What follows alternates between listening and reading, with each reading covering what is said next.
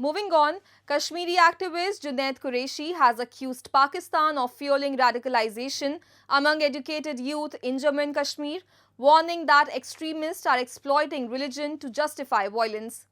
He says Pakistan is rebranding terrorism through new proxy groups to claim plausible deniability and destabilize the region.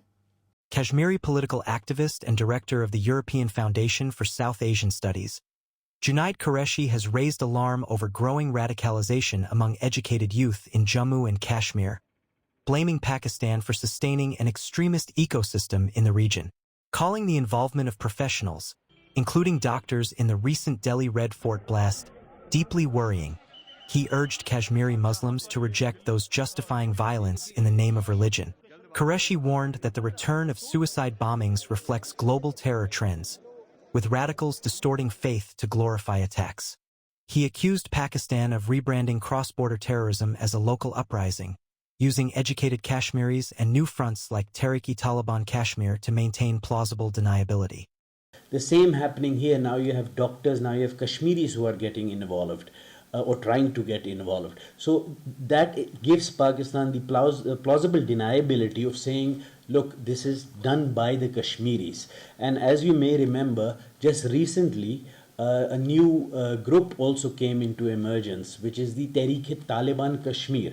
Again, this is an effort to try to put the onus on Kashmir and Kashmiris so that Pakistan has plausible deniability in the world and can say this is happening by Kashmiris, they are doing this themselves, and Pakistan is not involved, while you and I and everyone else knows the truth, of course.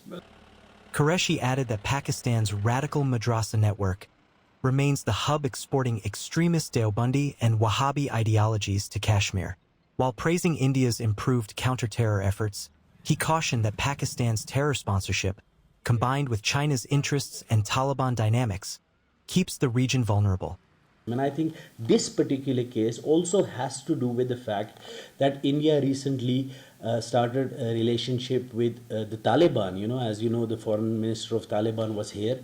I think the Pakistanis do not like that. The Taliban is Pakistan's brainchild. It's their Frankenstein.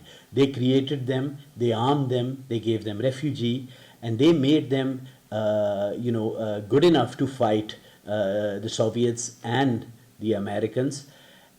And I don't think the Pakistanis are very happy with this new relationship between Kabul and New Delhi, and that's why the Pakistanis will not allow that to happen, and that's why you see this increase in violence here. And of course you have another country here, China, sitting at your border, which is also not happy with this new relationship, because China is eyeing the resources of Afghanistan.